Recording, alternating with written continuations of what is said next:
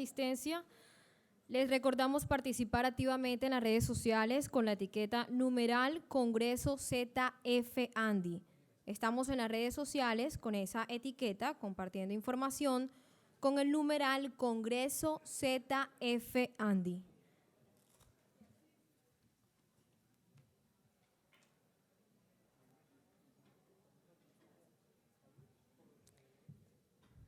Para hablar del nuevo estatuto aduanero, novedades en facilitación, control y oportunidades para las zonas francas, invitamos al escenario a la doctora Carolina Herrera, directora de Industria de la Vicepresidencia Ejecutiva de la ANDI, al doctor Rogelio Perilla, presidente del Instituto Colombiano de Derecho Aduanero, y el doctor Gustavo Lorenzo de Ernst & Young.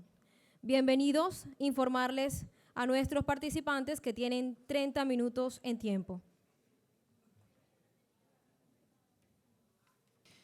Bueno, muy buenas tardes a todos. Esta es la hora más difícil normalmente después del almuerzo, entonces gracias a todos los que están acá puntuales acompañándonos. Vamos, como bien está en el programa, a hablar sobre la nueva regulación aduanera. Esto es un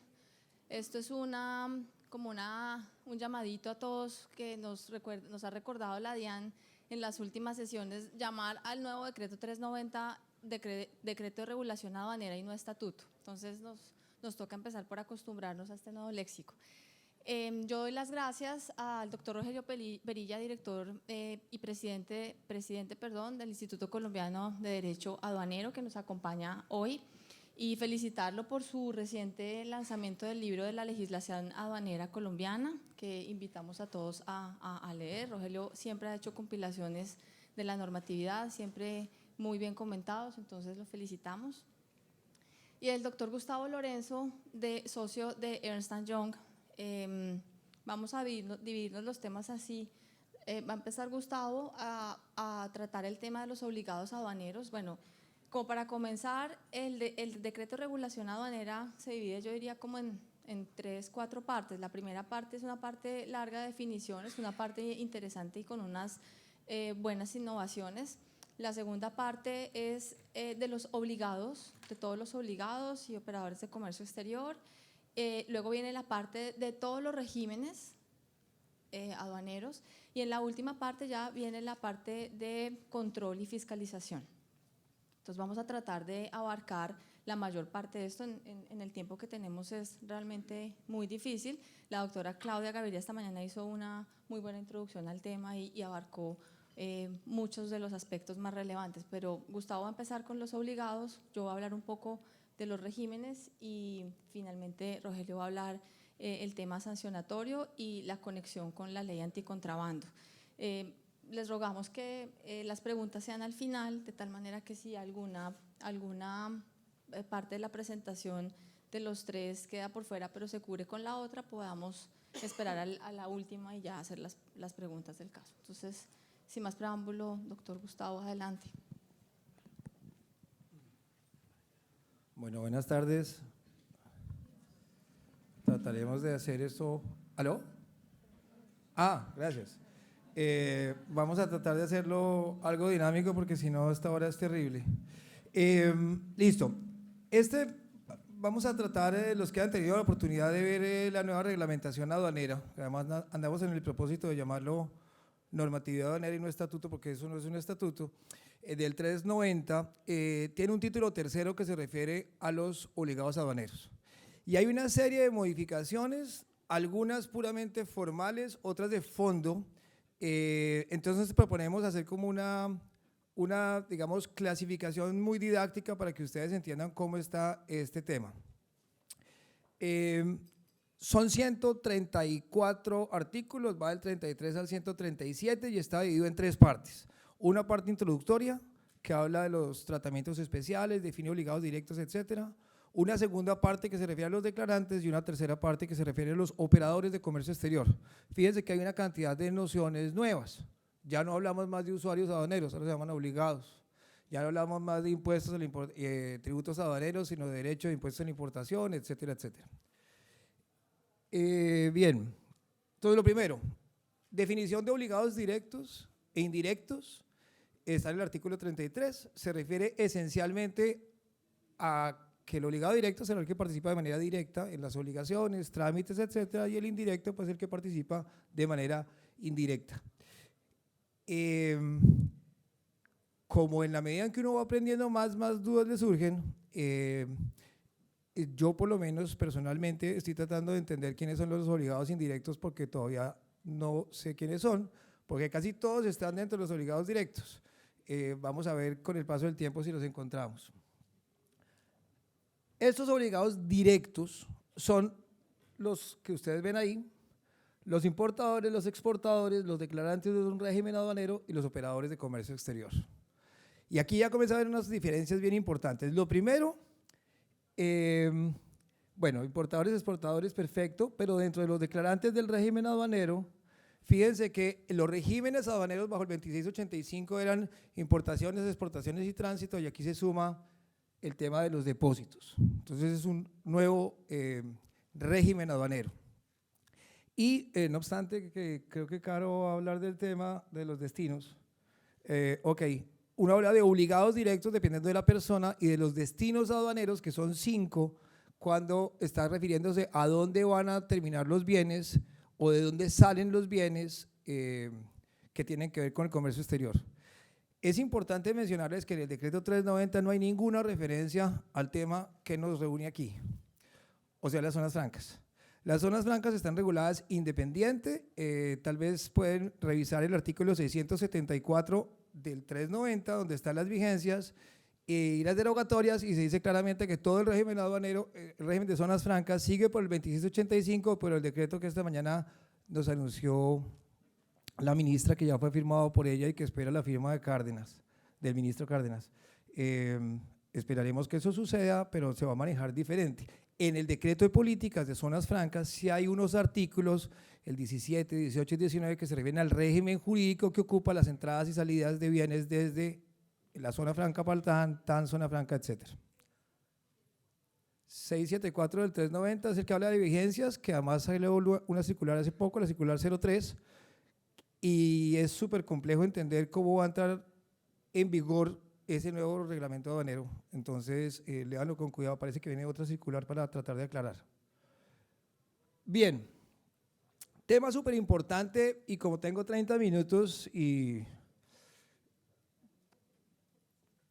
tenía 30, quedan 25, entonces vamos a referirnos de esos 130 y pico artículos a los más importantes. Tal vez este artículo 35 es de los más importantes y me parece a mí que es como la médula espinal del nuevo reglamento aduanero, y se refiere a los tratamientos especiales, creo que sí alcanzan a ver, y aquí están por jerarquía. Entonces, el tratamiento aduanero más importante, la mayor calidad que existe hoy en Colombia, es el operador económico autorizado.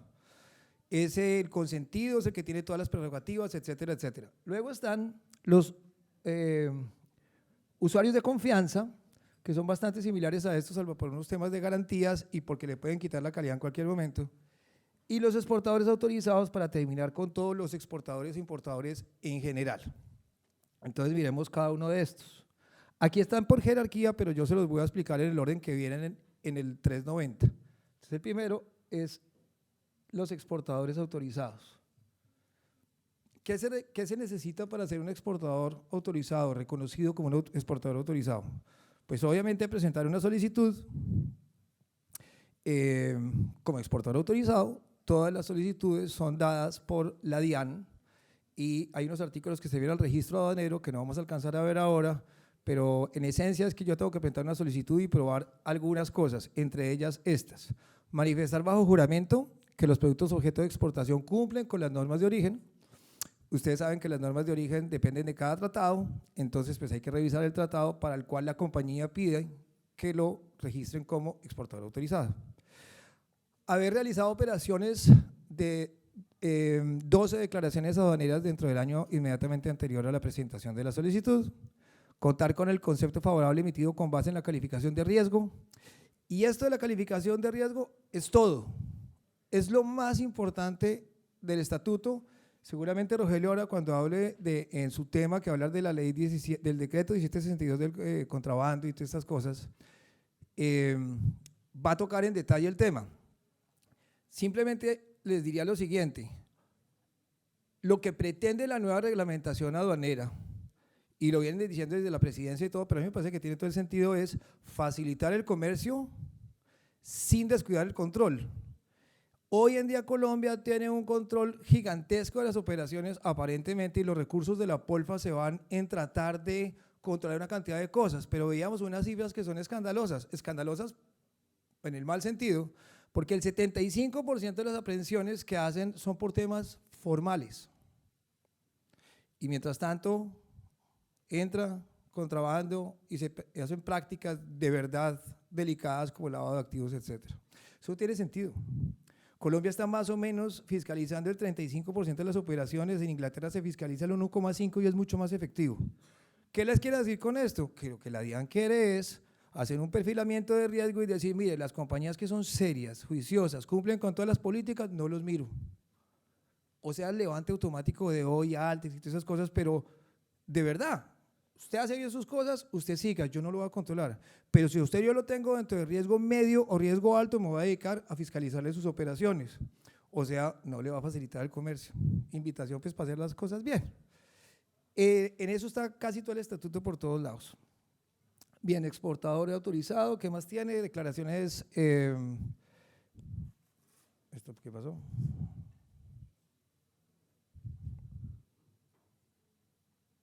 Les sugiero que manejen solamente una presentación, porque si tienen una aquí y otra allá, se enloquecen. O a mí ya me pasó por lo menos. Bien. Estos señores exportadores autorizados… No, pero sí. Bueno, básicamente eso es lo que tiene que hacer un exportador autorizado. Ahora, el OEA, y hagamos un poquito más de detalle aquí. El OEA es el operador económico autorizado, viene desde el 3568. Hace poquito tuvo una reglamentación con la resolución 15 del 17 de febrero de 2016. El gobierno me parece que ha estado bastante abierto y flexible a cambiar algunos de los requisitos. Antes eran 120, ahora son 97 y ha ido quitando cosas que eran súper difíciles de cumplir. En suma, la compañía que de aquí a 4 años que tiene el régimen de transición, los UAPs y los Altex, no sea OEA, queda en el mundo del anonimato. Gravísimo. Y pierde todos los beneficios que tienen hoy en día los UAPs y los Altex. Estos OEA pues tienen estos principios de cooperación, confianza y transparencia.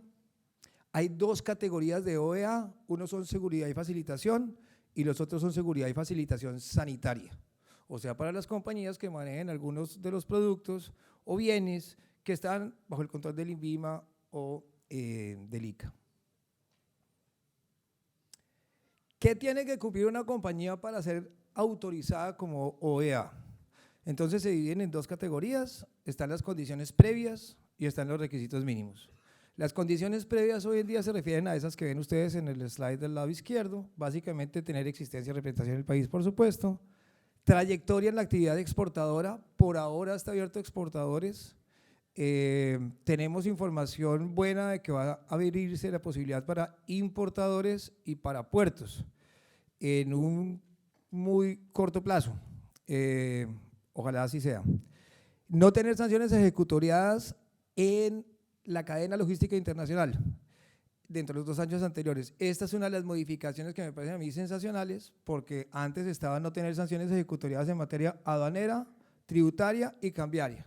O sea, básicamente OEA podía ser el Papa Francisco porque el resto era imposible. No tener una sanción cambiaria, como ustedes saben, por endeudamiento externo, etcétera, las compañías se allanan y se allanan para pagar menos. Ojo que jurídicamente un allanamiento implica, jurídicamente, que yo acepto plena y totalmente los cargos que me están formulando. Entonces, es que me allano y pago menos porque es un poquito más complejo. Y bueno, la calificación favorable en SAR, que lo hemos mencionado varias veces, y tener o cumplir mejor con esto.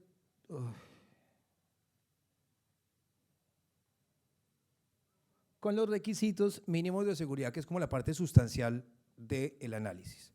¿A qué se refiere eso? Básicamente a estos 9 u 11 anexos que deben cumplirse dependiendo de la compañía. Y aquí está como la parte gruesa, quiénes son sus asociados de negocio, usted qué qué protocolos tiene para la continuidad del negocio, para sellado de contenedores, etcétera, etcétera, etcétera. Involucra a toda la compañía. Esto no es un tema aduanero en realidad. Este es un tema que toca desde la parte legal de la compañía, pasa por tecnología, porque obviamente en tecnología hay una cantidad de controles, además todos razonables, tiene temas de comercio exterior, etcétera. El procedimiento es otra de las novedades de la resolución 15, ojalá sea cierto. Ustedes saben que la OEA no tenía mucha credibilidad porque de alguna manera las compañías le decían a la DIAN, pues sí, yo me quiero autorizar como OEA, pero es que usted no calificaba ninguno. Y entonces empecé así como Santo Tomás, pero resulta que hoy en día hay 17 compañías autorizadas como operador económico autorizado en Colombia, lo cual ya genera confianza en la figura. Y con la resolución 15 lo que hizo el gobierno fue decir, nos vamos a demorar menos revisando todos sus papeles y sus documentos. Se supone que con el trámite como está se demoran entre 3 a 4 meses. Vivimos en Colombia, pongámosle 6. En todo caso es ganancia, porque hoy en día está muchísimo más demorado, entonces pues vamos a ver si funciona. Y todo este procedimiento que ustedes ven ahí entonces tomaría menos tiempo. Las entidades que intervienen en esta autorización son esas 4, DIAN, ICA, INVIMA y Policía, dependiendo del tipo de compañía. Aquí hay un cuadrito que me parece interesante en el que se hace una comparación entre los UAPs, los ALTEX y los OEA. Yo subrayaría tal vez 2 diferencias que me parecen muy importantes. Uno, donde dice alcance, el UAP y el ALTEX son locales. Si usted va a Alemania con un despacho y dice, ¿qué hubo? Tráteme bien que yo soy ALTEX, ¿y usted quién le ha ganado? ¿Qué es eso? Eso no es nada ya. El OEA es mundial, tiene reconocimiento mundial. Toda Europa tiene operadores económicos autorizados, México, Argentina, Brasil. Puede que lo llamen diferente, no sé, en Brasil lo llaman Blue Lane, pero es la misma figura. Y tal vez la última que está aquí mencionada, la permanencia de la figura, los UAPs y ALTEX pues van por 4 años, en el régimen transitorio había que revalidarlos, en el OEA es indefinido. Indefinido con un tema que se viene manejando a nivel gobierno, que es la sostenibilidad de la figura, en el sentido en que las compañías que tengan esta autorización mantengan los requisitos que los habilitaron para hacer OEAs, lo cual suena apenas razonable. Bien, bueno, esta es una metodología que entre otras cosas no se ve nada. Bien, y están los operadores de confianza. Los operadores de confianza son el otro tratamiento especial que tiene similares beneficios al operador económico autorizado, tienen que constituir garantías y yo señalaría que la diferencia es que este operador de confianza puede dejar de serlo porque la DIAN le diga, usted ya no va más. Entonces, es una compañía que tiene un tratamiento especial, pero que lo puede perder en cualquier momento, mientras que el operador económico autorizado es una cosa mucho más permanente, se vuelve un activo de la compañía. Bien. Listo. Esos son los tratamientos especiales. Viene el capítulo 1, la segunda parte de este título tercero, que se refiere a los declarantes. Aquí hay otra novedad muy importante, y es que los agentes de aduana ya no son declarantes. Entonces ustedes van a encontrar un artículo que habla de declarantes y otro artículo que habla de quién puede actuar directamente ante la administración aduanera. La diferencia entre el uno y el otro es que pueden actuar directamente estos 5, más los agentes de aduana, más los almacenes generales de depósito. Pero se hizo una cosa, a mi juicio también, que es correcta, y es dejar como declarante al importador y que toda la obligación recaiga en el importador, que es el dueño de la mercancía, porque yo me acuerdo pues muchísimos conflictos y litigios con la DIAN y en lo contencioso, donde uno terminaba diciendo que los impuestos, sanciones y rescate, pues perfecto, pero los impuestos eran de cargo del agente aduanero. Eso no tiene ningún sentido. Pero entre otras cosas no tiene sentido porque es que el que se lleva los impuestos descontables y el que mete el arancel como parte del valor del costo es el importador. Entonces era un bollo como simpático, pero como que nadie le ponía bolas en serio y le atribuían toda esa responsabilidad a la gente. Aquí ya no más. Ahora, hay un artículo, el 669, que dice que los importadores, o sea, todos estos declarantes, tienen que usar un agente aduanero el primer año cuando realicen operaciones por encima de $30.000, como para hacer el proceso de aprendizaje menos rudo y que pues se causen menos errores. Bien, y estos son los operadores que ahorita vamos a ver unos 2 o 3, porque ya quedan 13 minutos. Esa cosa lo estresa a uno. Bueno, bien, responsabilidad entonces de los declarantes. ¿Por qué responden los declarantes? Básicamente, cuando actúen de manera directa, responden por exactitud y veracidad de los datos contenidos en la legislación aduanera y por la correcta determinación de la base gravable y la liquidación de los impuestos. Bien. Cuando actúe a través de una agencia de aduanas, responde por la autenticidad de los documentos soporte que sean obtenidos y suministrados por él como declarante. Claro, la agente de aduanas no puede ser adivino o concluir cosas que el importador no le informe. Ustedes se acordarán, para hablar de temas prácticos, los señores de la DIAN no están aquí, ¿verdad? No hay ninguno, no. Bueno, la DIAN tenía, creo que están todos reunidos, entonces aprovechemos. Había un programa de fiscalización de la DIAN en el sentido de ajustar el valor de la importación con las regalías que se pagaban a las compañías cuando se trataba de operaciones entre vinculados. Le quedaba muy difícil a la gente aduanero saber cuándo había o no había vinculación, por supuesto cuando no resultaba de bulto concluirlo, es decir, si el exportador era, no sé, Shell y el importador era Shell, pues decir que no había vinculación era un poco tonto. Pero se generaba todo el problema cuando en la misma declaración de valor las compañías o los agentes ponían que no existía vinculación o que sí existía, pero que no afectaba el valor. Eso sirvió para todo un programa de fiscalización. Aquí lo que se está diciendo es, mire, usted como agente aduanero responde porque ponga en los papeles todo lo que le dijo el importador. Y eso es sensato. Ahora, si el importador le da información errada, es otra cosa. Bien. Y llegamos a los operadores de comercio exterior. Entonces, como pueden ver, esa clasificación es gigantesca y ahí están metidas todas las personas que participan de una u otra forma en los trámites aduaneros. Están los agentes, los transportadores, los agentes de carga, los agentes aeroportuarios, marítimos, están las industrias de transformación y ensamble, los operadores de tráfico postal, etc. Veámoslos rápido y miramos 2 de los depósitos que me parecen importante comentarles. Bueno, las agencias de aduana, el primer agente, pues ya lo mencionamos, el primer operador de comercio exterior. Estos señores van a trabajar a través de cualquiera de esas 2 figuras, o un mandato o una representación aduanera, donde yo actúo, el agente aduanero actúa como un mandatario de su mandante en nombre y por cuenta del mandante. Ahí cambia toda la estructura contractual. Bien, ya dijimos este señor por qué responde. Transportadores, agentes y operadores, pues básicamente aquí lo que hay es un contrato de transporte en el que una compañía transportista se compromete a llevarle las cosas a otro que es su contratante por un pago de un dinero que es un flete. Hay algunas responsabilidades adicionales, hay que generar unas garantías, por supuesto se trata de servicios que se tienen que prestar normalmente 24/7, salvo que se trate de ciertas particulares circunstancias por seguridad, que pareciera que cada vez son menos los issues en Colombia, aunque por ahí nos encuentra clientes por algunos sitios de Colombia que dicen que es lo contrario, pero asumamos que no es verdad. Las industrias de transformación y ensamble, esto es un tema también que cambia sustancialmente, pero quiero llamar la atención de ustedes en lo siguiente. Los depósitos hasta el 2685 eran lugares donde uno podía hacer transformación de los bienes. Y estaban los depósitos para transformación y ensamble, ¿se acuerdan? Ahí uno ensamblaba los carros. Y estaban los depósitos para procesamiento industrial, donde uno hacía la importación temporal para procesamiento industrial sobre ciertos bienes cuando eran UAP y Altex. Esos depósitos se acabaron. Olvídense de esos depósitos. Los depósitos hoy solo son lugares autorizados por la DIAN donde se pueden hacer pequeñas labores, empaque, reempaque, alistamiento, etc. Entonces, en una charla que estábamos en Medellín con la doctora Clara, nos decían, y entonces ahora, ¿yo dónde meto el CKD y las puertas y todo lo que llega para un carro? Pues lo ponen en sus instalaciones. Pero el lugar geográfico no va a ser calificado como depósito, lo que va a haber es un régimen de transformación y ensamble.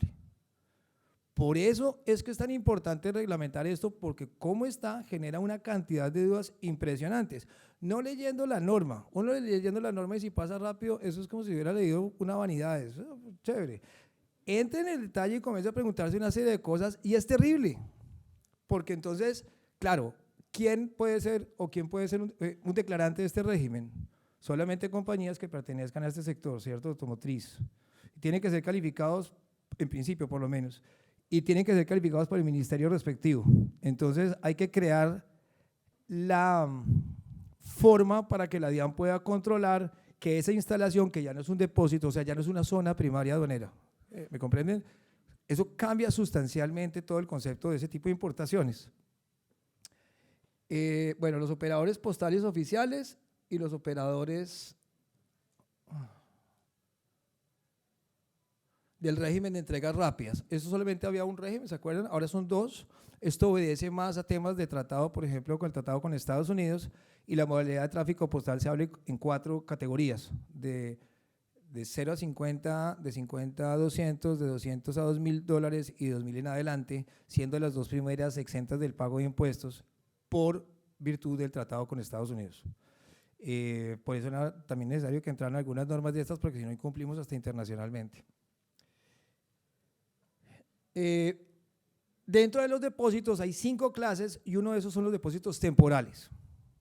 Entonces los depósitos temporales, fíjese que en esos depósitos es donde se pueden hacer este tipo de actividades, en el numeral 2.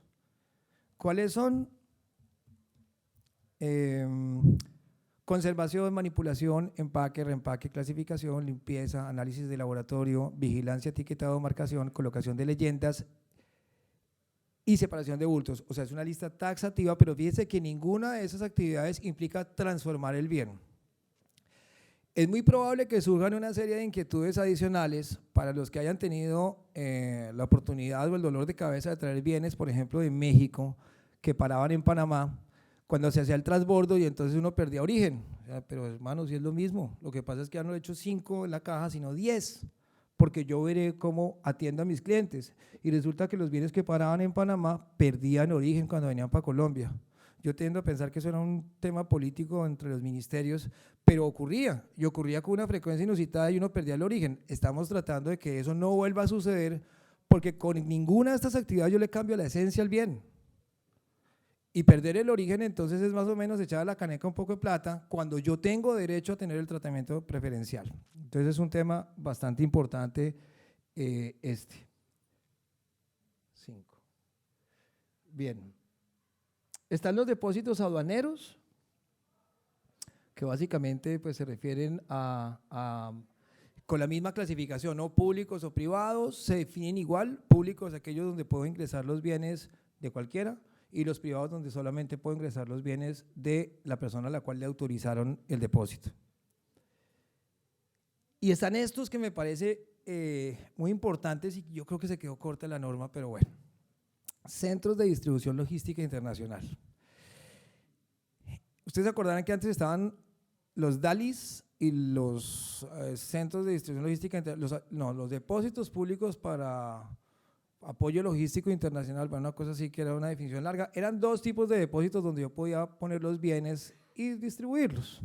Nosotros hemos tenido aquí una de esas charlas que a mí me parece muy simpática y siempre hemos dicho, Colombia es la puerta de las Américas.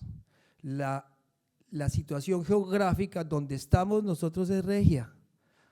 Ahí comienza América. Entonces esto es un país perfecto para tener un hub de distribución, ¿cierto? 2 océanos, en fin, para no echar el chiste de San Pedro. Pero tenemos unas grandes posibilidades para distribuir bienes desde Colombia y atender bien a los demás países. Resulta que en la reforma de la ley 1706, la reforma tributaria, se incluyó un artículo.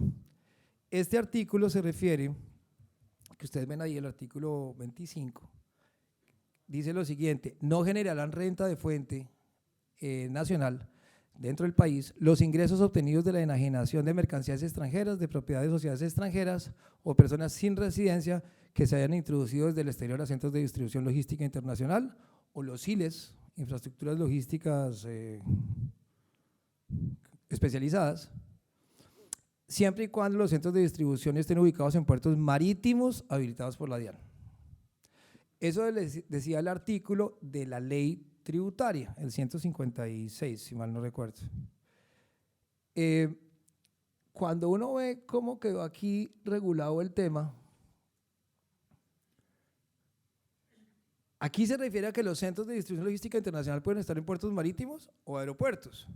Pero ojo, el beneficio tributario tan bueno que además trajimos también de prácticas mejores en otros países como Holanda, etcétera, solamente aplica para los depósitos que estén ubicados en puertos marítimos, no aplica para aeropuertos. Porque yo no puedo vía reglamentación ir más allá de la ley que reglamenta. Y me parece que es un pecado. O sea, estábamos tratando esto que se habló tanto esta mañana, la competitividad, etcétera. Un aeropuerto como el de Bogotá, que creo que es el primero en Latinoamérica a mover carga y que no puede hacer esto, pero para permitirle a la compañía que haga esos negocios, que no genere renta de fuente nacional en Colombia, porque no le va a interesar, no viene. Créanme lo que hemos hecho, no sé cuántos estudios para el gobierno, y uno dice, no, estos tipos van a decir que la guerrilla está en el 15º lugar. Normalmente lo que dicen es la carga tributaria, la complejidad tributaria, la no muy cierta y seria estabilidad jurídica. Entonces esto nos quedó como cortico, lástima, pero no le veo solución, a no ser que, pero ya no hay nadie aquí. Entonces. Bueno, otros depósitos, estos depósitos de provisiones para consumir y para llevar, pues será hacer el mismo chiste siempre, pero no sé para qué existen porque a uno nunca le dan nada en un avión, entonces deben estar desocupados. Los depósitos francos, que ustedes saben para qué funcionan, solamente viajeros internacionales para salir o entrar, aunque aquí también se ven cosas simpáticas, como lo que pasa en el aeropuerto de Cali, donde cuando uno está en Cali, va a viajar de Cali a Bogotá, y suele ocurrir que el muelle nacional está cerrado, entonces le dicen, aborde el vuelo por el muelle internacional, y dice, bueno, y se va uno por ese muelle, y entonces se monta en el vuelo que venía a Madrid, Cali, Bogotá, y pasa uno y compra loción y un whisky ahí para el doctor Rogelio y no paga impuestos, pero estoy viajando de Cali a Bogotá, yo no soy un viajero internacional, no tenía derecho a entrar así en monto ese depósito franco. El país del Sagrado Corazón, simpático. Bueno, y por último, para cumplir como inglés con el tiempo, están los puntos de ingreso y o salida para la importación, exportación y o embarque por redes, ductos o tuberías. Esto es súper importante, la coyuntura económica del país es, a mí me daba como rabia el otro día que oía a Correa, al presidente de Ecuador, diciendo, hoy en día estamos exportando energía a Colombia, bla, bla, bla. Hace 6 o 7 años Colombia, si estaba de mal genio, algún día podía pagar a Ecuador, le exportábamos toda la energía. Resulta que nosotros no tenemos gasoductos, nosotros no tenemos infraestructura. Esto lo que pretende es crearla, ayudarla. Los oleoductos y los puntos de oleoductos es porque además existe una preocupación enorme en el sector de oil and gas porque no hay por dónde sacar el crudo de manera efectiva. Porque es que yo no he hecho en Orito un crudo mío y un crudo de cada una de las compañías y llega el mismo crudo a Puerto Esmeraldas en Ecuador si lo saco por el OCP, porque se revuelven. Pero eso es, digamos, como elemental, o sea, si yo he hecho un crudo grueso y el otro he hecho un crudo delgadito, va a llegar un API que sea más o menos el promedio porque obviamente se revuelven por el camino. Entonces yo no puedo sacar mi crudo con un DEX porque simplemente estaría mintiendo. Solamente puedo hacer el DEX cuando tenga una compensación volumétrica en el puerto de embarque donde voy a exportar. Bien, y creo que eso es todo. Muchas gracias. Bueno, dale.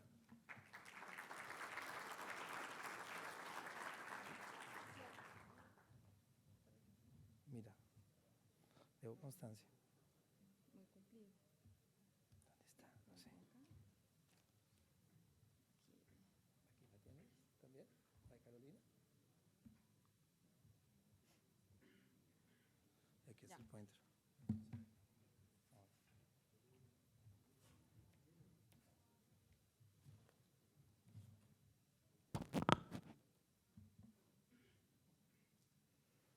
Bueno, entonces vamos con los regímenes aduaneros y los ajustes más relevantes.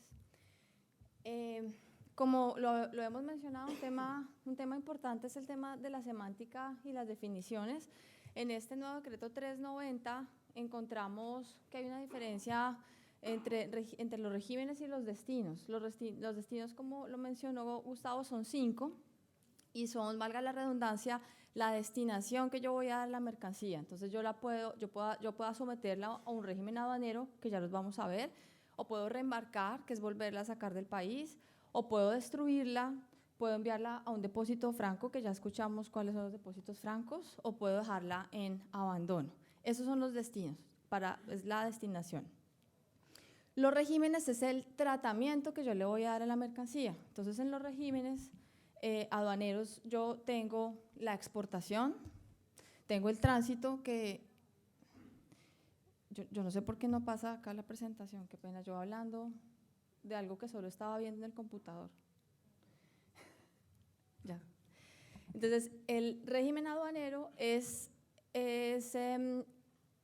el tratamiento que yo le voy a dar a la mercancía. En ese tratamiento yo puedo hacer una exportación, puedo hacer un tránsito, ya les cuento porque tengo en verdecito el tránsito aduanero, puedo hacer una importación definitiva, puedo someter a régimen suspensivo, puedo hacer transformación o ensamble, hay regímenes especiales o a depósito. Depósito está en azul porque depósito es el nuevo, ya Gustavo lo contó, es el nuevo régimen en el cual yo puedo almacenar la mercancía para hacer ciertas cosas sin modificar su naturaleza, una adecuación, un empaque, un almacenamiento, sin cambiarla sustancialmente.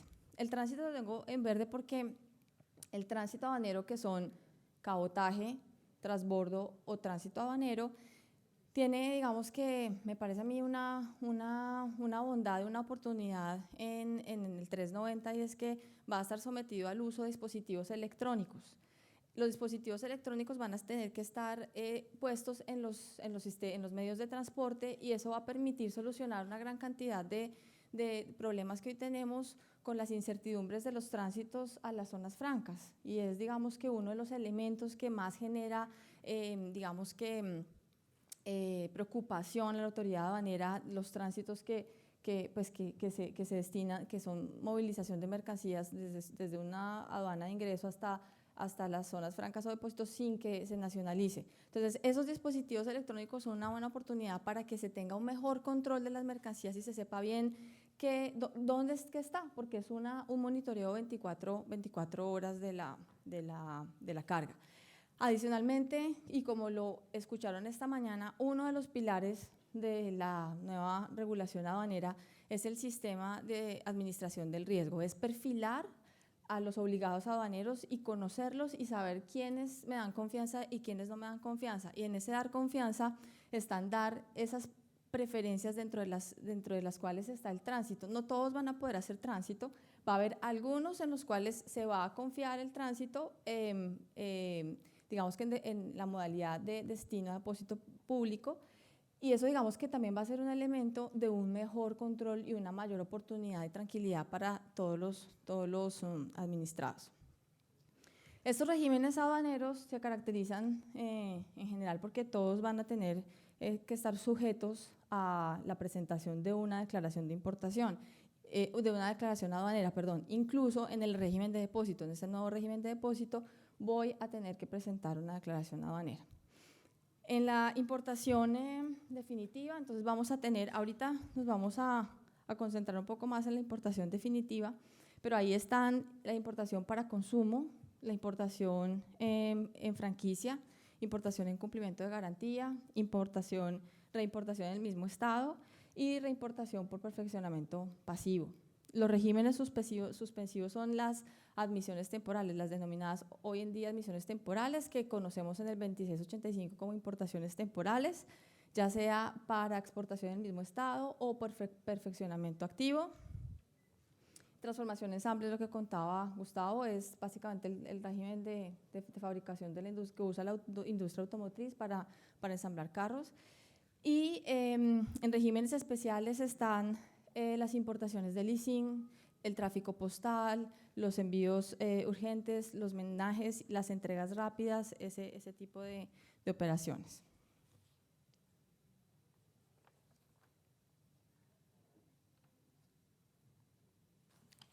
A ver si cambia. ¿Sí cambió? Ok, es que no cambia acá. Bueno, ahí ya vamos bien. Entonces, en regímenes de importación, Yo los estoy mareando a ustedes con esto, pero de verdad que sí es difícil de marear. Bueno, entonces en regímenes de importación, acá digamos que lo que queremos es hacer un paralelo entre lo que conocemos y tenemos hoy y cómo quedó en el 390, para no desubicarnos mucho. Entonces, en importación ordinaria, lo que teníamos hasta el 2685, hasta su vigencia como importación ordinaria, se va a convertir en importación para consumo, en donde hay una permanencia indefinida de la mercancía. Acá el cambio es que dentro de esta importación ordinaria están metidas las importaciones de muestras sin valor comercial, que son muy usadas por las industrias para experimentación, para digamos que para pruebas, ensayos y demás. En esta importación para consumo hay una cosa muy interesante que trae el decreto 390 y que vale la pena que lo señale, y es que hay posibilidad de hacer pago diferido en este tipo de importación para consumo. El pago diferido opera de la siguiente manera: yo tengo los derechos e impuestos y puedo hacer un pago hasta 5 años, digamos que tengo el valor de impuestos y derechos, los liquido, los llevo, digamos que hago una correlación en VTs y los voy pagando por 5 años. En eso consiste el pago diferido. Esto se puede hacer en este régimen de importación de consumo para bienes de capital y sus partes. Entonces es algo importante y novedoso en el 390. La importación con franquicia, que es la importación que permite hacer el ingreso de mercancías sin pagar derechos digamos que en virtud de un acuerdo o alguna ley que da una preferencia, sigue llamándose importación con franquicia, con exoneración de derechos e impuestos. No tenemos ahí un cambio sustancial. Importación en cumplimiento de garantía, tampoco. La importación en cumplimiento de garantía, pues, es aquella importación de los bienes que reemplazan otros bienes que no fueron apropiados, son impropios o salieron mal, y yo los devuelvo y traigo unos en reemplazo de esos. Luego está la reimportación en el mismo estado. Entonces, la reimportación en el mismo estado es básicamente bienes que salen por un tiempo a cumplir una función específica fuera del país y necesito volverlos a traer, y son bienes que no pagan al momento de la importación derechos o gravámenes. Esta importación por perfeccionamiento pasivo, que es lo contrario, son los bienes que yo saco para que se haga algún proceso de acondicionamiento, reparación en el extranjero y vuelven al país.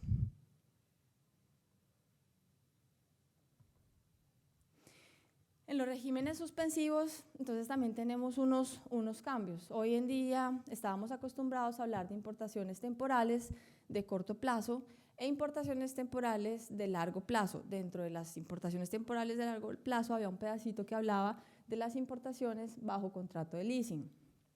Esas figuras cambian. Entonces, el primer cambio es que, como les mencioné al principio, se van a denominar admisiones temporales para exportación en el mismo estado. Y hay ahí entonces, digamos que dos partes. La admisión temporal, digamos que es la que se asemejaría al corto plazo. Hay una suspensión de derechos e impuestos a la importación y tiene un plazo. El plazo cambia, el plazo es un poco mayor, son 12 meses y 6 meses más, prorrogable por 6 meses más. En nuestro 2685 teníamos solamente 6 meses y 3 meses más, y yo creo que acá, si el doctor Rogelio no me corrige, había un parágrafo donde uno podía pedir otros 3 meses en alguna parte, más que se convirtieron en un año. Entonces, acá ya vamos a tener de una vez 12 meses y 6 meses más. Para maquinaria pesada que haga parte de las industrias básicas, también hay una posibilidad de hacer esta modalidad de importación temporal, con además el plus de que puede hacer un pago diferido de derechos y aduana. Y en este caso de las industrias básicas, que esto está en un artículo del Estatuto Tributario, el término son 5 años y puede pedir una prórroga de 2 años más. Entonces, cuando acá puede haber un pago parcial, de una suspensión parcial de impuestos o una suspensión total. Parcial es cuando solo no pago los gravámenes por alguna razón de un acuerdo, o etcétera, o una ley, o total es cuando no pago ni derechos ni IVA. Entonces, en el caso de las suspensiones totales, puede incluso antes de hacer la operación pedir un plazo mayor de 6 meses. Esas son cosas novedosas que mejoran la operatividad para muchas empresas. Bueno, entonces en la segunda parte de los regímenes suspensivos, qué pena, hago un paréntesis, no tengo la ventaja de Gustavo. Gustavo es muy jurídico, yo no les estoy diciendo en qué capítulo está, pero como les dije al principio, la tercera parte, en la primera parte de la regulación están las definiciones, en la segunda parte está todo el tema de obligados, y hay una gran tercera parte que es lo más amplio, que son los regímenes. Entonces estamos como en la tercera parte de la regulación. Aquí entonces en regímenes suspensivos tenemos los demás, donde tampoco hay demasiados cambios. Está la admisión temporal para perfeccionamiento activo, que sigue igual. Entonces son aquellos bienes que yo traigo para hacer una reparación acá o un acondicionamiento. En las importaciones, en ese tipo de importaciones, en la norma del 2685 teníamos perfeccionamiento activo, la importación temporal para procesamiento industrial y los sistemas especiales de importación y exportación. Estaban todos seguiditos en el mismo capítulo de perfeccionamiento activo. Pues como ustedes saben, tanto Zonas Francas como comercializadoras y Plan Vallejo quedaron fuera de la regulación.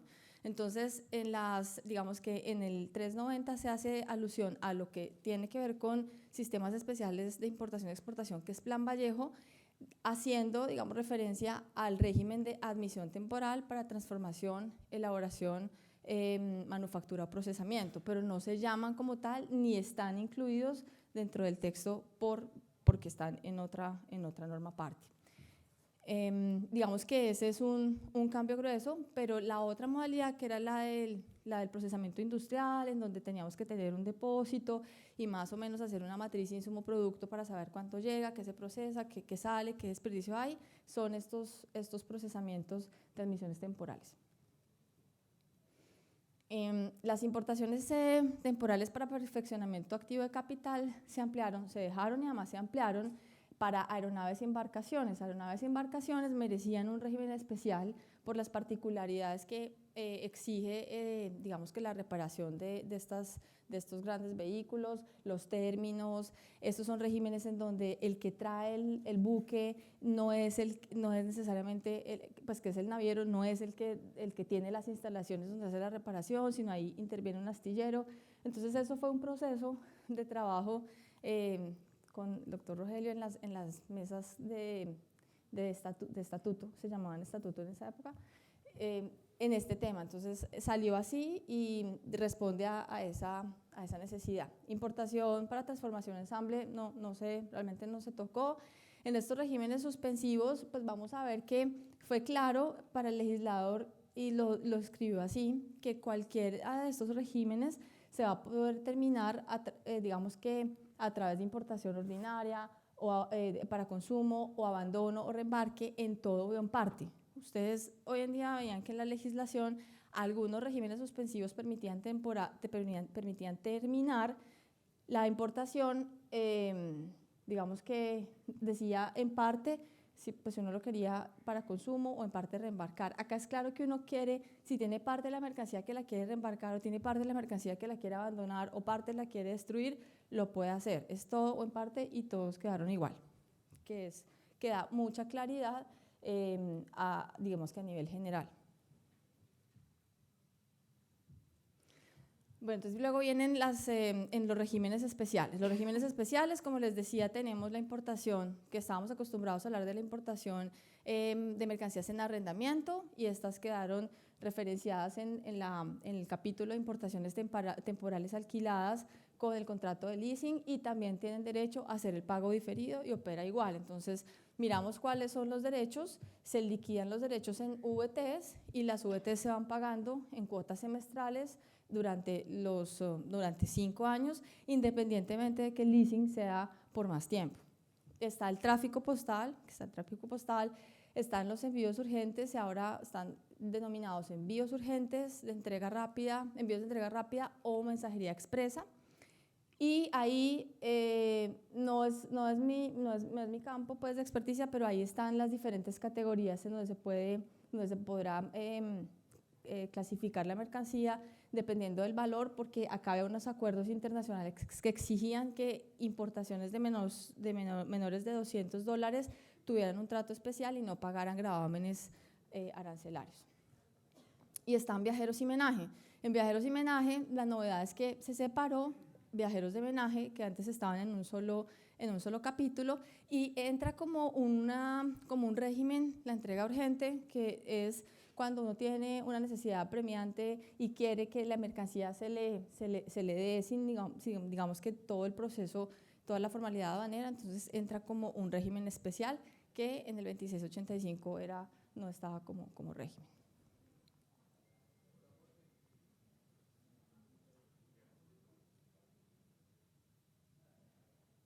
Los regímenes especiales, digamos que acá de resaltar que en la importación temporal de los vehículos de los turistas o de los vehículos de la gente que viene a trabajar de manera temporal, se separaron se hizo un régimen aparte de la importación temporal de embarcaciones de recreo de uso privado aptas para la navegación de altura.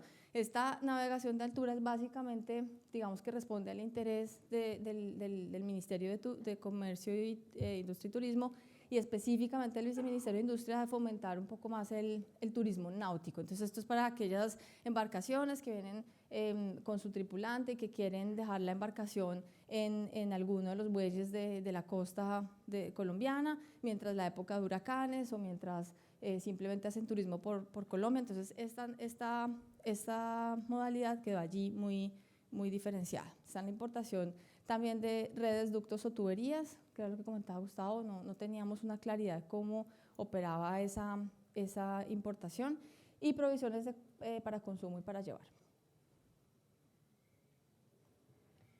En definiciones no me quiero demorar acá mucho porque ya Gustavo dijo algunas y la doctora Claudia Gaviria esta mañana otras. Básicamente lo que quiero acá hacerles énfasis es en lo siguiente. La diligencia de aforo es la diligencia que hace la autoridad aduanera para hacer la verificación del estado, bultos, cantidad de la mercancía. Cuando el aforo se hace físico, se denomina reconocimiento de la mercancía. Y lo enfatizo porque hoy en día estamos acostumbrados a escuchar que el reconocimiento de la mercancía es la diligencia que hace el agente de aduana para mirar cómo está la mercancía. Entonces, esa diligencia que hacía el agente de aduana, que ahora podrá hacerla el declarante, se va a llamar inspección previa. Y pues básicamente acá aclararles eso. Y en prueba de origen, pues prueba de origen es lo que hoy conocemos como un certificado de origen, pero pues digamos que va a ser cualquier documento electrónico o físico que digamos que dé testimonio de que la mercancía puede acogerse a un tratamiento preferencial.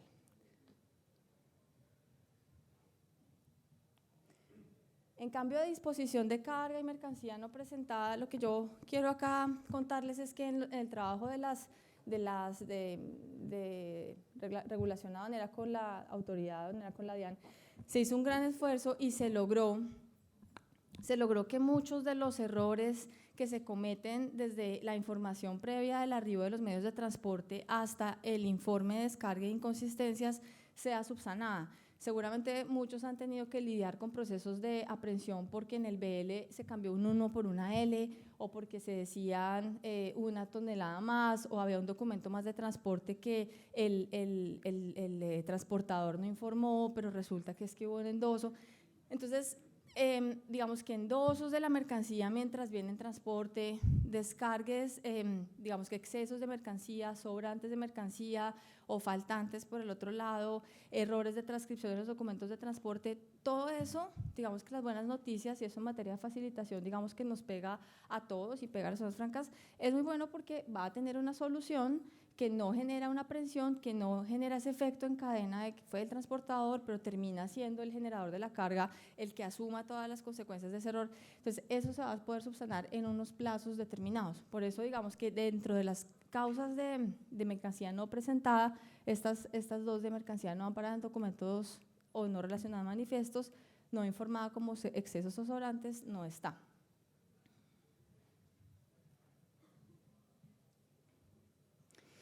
Los términos de abandono o de almacenamiento, entonces tenemos en general para los temporales un mes más un mes más que lo que tenemos hoy en día. La norma aclara que en los lugares de depósito, en los lugares de arribo también es un mes más. Hoy no teníamos esa aclaración o esa alusión tan expresa. En los centros de distribución logística va a haber un año, prorrogable por un año más. En los depósitos aduaneros va a ser un año. Y en las provisiones de consumo y para llevar 18 meses. Luego de que pase este tiempo, si yo no he hecho el desaduanamiento, pues va a operar el abandono legal y puedo rescatar, y si no, se entrará a hacer a disposición de la DIAN.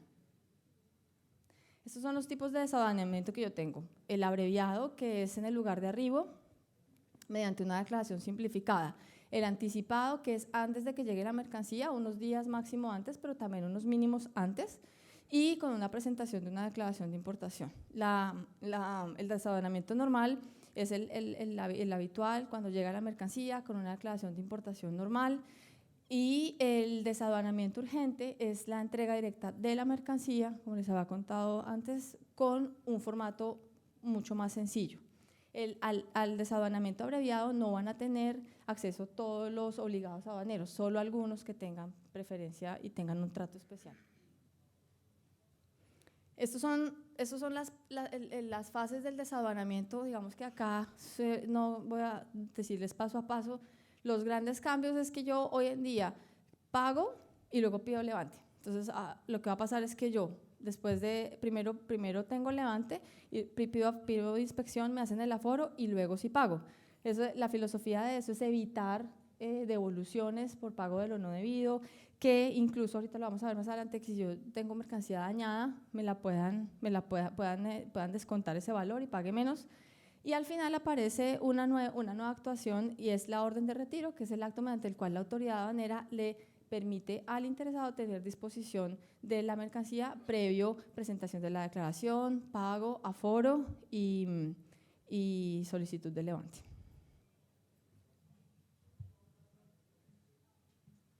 Bueno, acá también hay una cosa buena y la tengo subrayada, y es que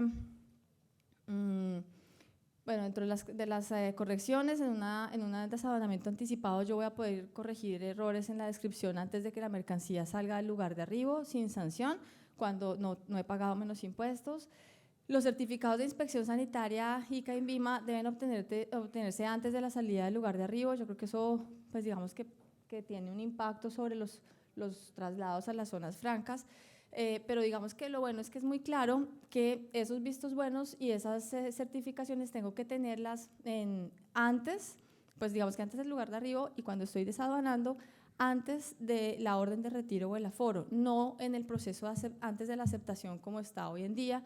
Eso nos va a permitir más fácilmente hacer inspecciones simultáneas. Y también la norma dice que si en esos aforos está otra autoridad involucrada, la autoridad aduanera debe coordinarlo, que se haga de manera conjunta y simultánea. Eso es buenas noticias para todos, porque esta mañana veíamos en la exposición de Juan José que uno de los principales limitantes para el tema del desarrollo de más operaciones en zonas francas es tantos trámites y tanta complejidad. Entonces, digamos que esto tiende a facilitar, entonces es una luz para todos los que usan, pues todos los usuarios del comercio exterior. Pago de los derechos de importación, me toca hablar muy rápido porque me quedan 6 minutos y le prometí acá al doctor Rogelio que yo le iba a dar unos, entonces estoy ya quedándome corta.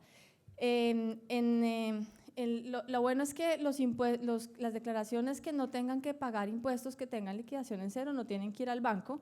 Eso es algo novedoso e importante. Tenemos que esperar el desarrollo del sistema informático, pero eso también va a facilitar.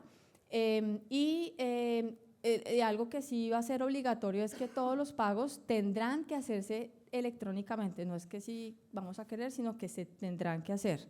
Eso lo que va a pasar, lo que significa es que cuando opere eso vamos a tener unos procesos mucho más ágiles, porque las estadísticas de la DIAN siempre muestran, yo ya olvidé la cifra, hay una sustancial diferencia en número de días entre desaduanamientos usando pagos electrónicos y pagos físicos en el banco.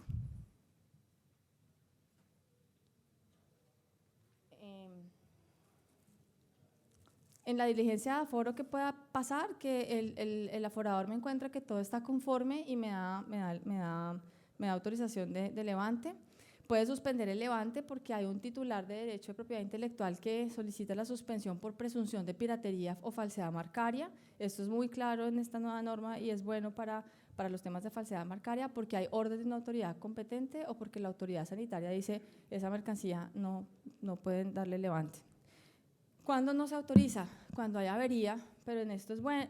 No voy a poder ir en todos los puntos, pero porque es bueno que digan autoriza avería. Aquí es esta nueva norma es muy clara en que si yo tengo un daño en mi mercancía, yo puedo pedir el aforo y el aforador va a constatar con la información de un perito que sí, que se dañó y que yo tengo derecho a descontar una parte de los impuestos. Entonces no tengo que pagar más impuestos porque si tenía 100 unidades y llegaron buenas 30, pues solo pago por las 30.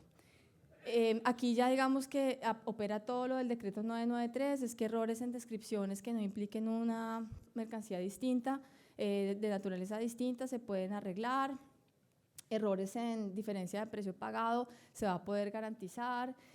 Lo mismo que falta de documento soporte, todo esto digamos que es subsanable, digamos que como de tener en cuenta es que si de acá lo más grave tal vez es facturas enmendadas sí va a generar un proceso de control posterior, facturas con borrones, como con cambios de pronto en la información, genera un proceso de control posterior, lo cual creemos que es muy bueno porque hay que verificar que todo esté bien declarado, y anticipado fuera de término, pues que se puede subsanar, pero implica una sanción.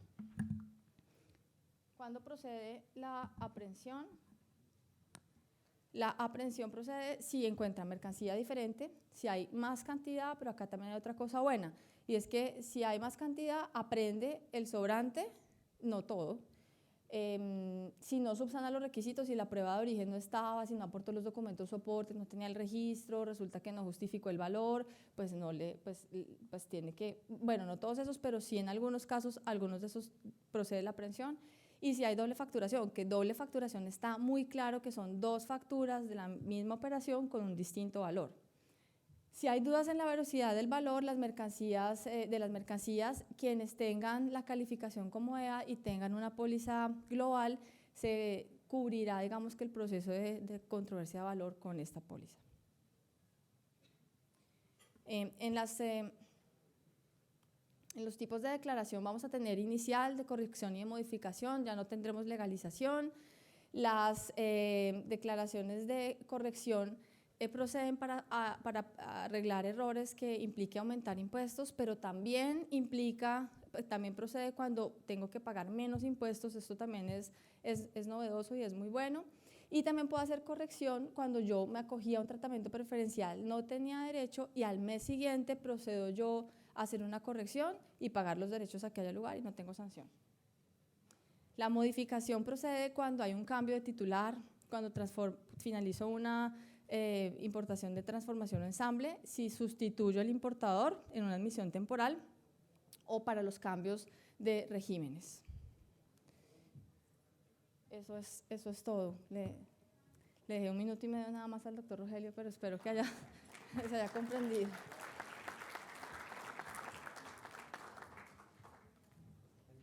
No, con mucho gusto. Acá está. No, mira, 1 minuto.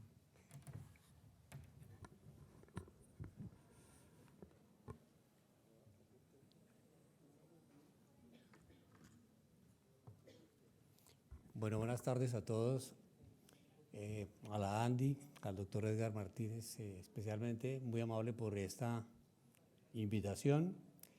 Me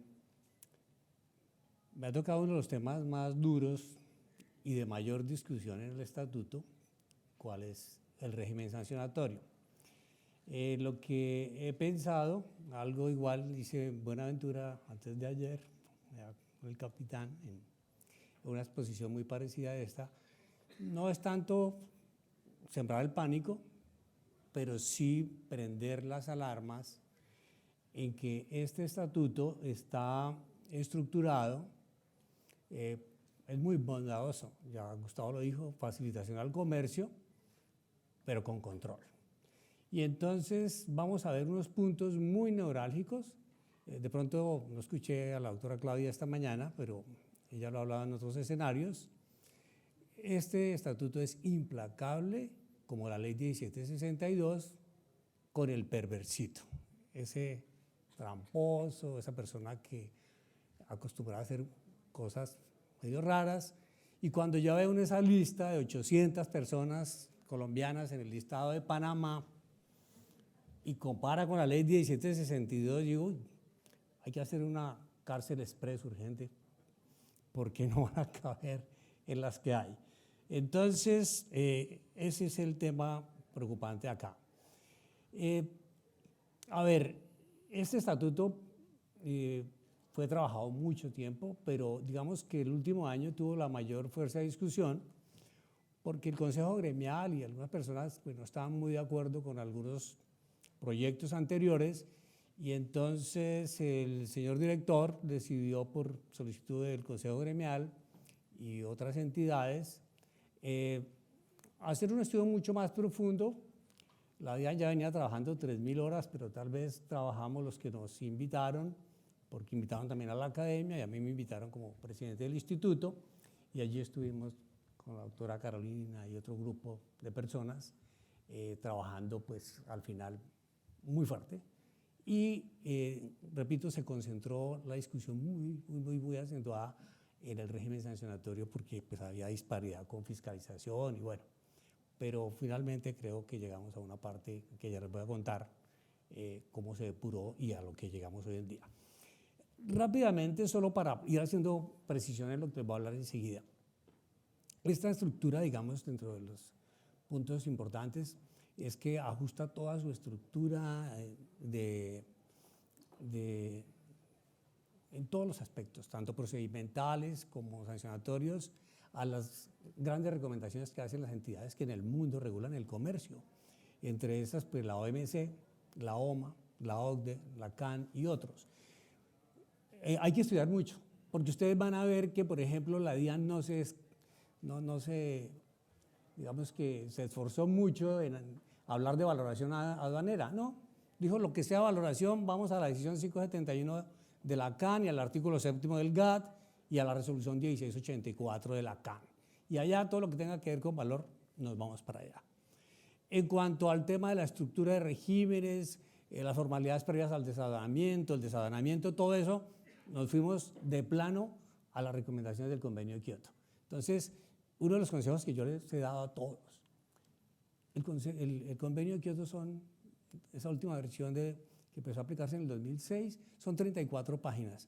Si ustedes se leen el Convenio de Kioto y después van a la lectura del 390, pan comido, en 30 segundos se lo van a asimilar, porque la estructura es igualita.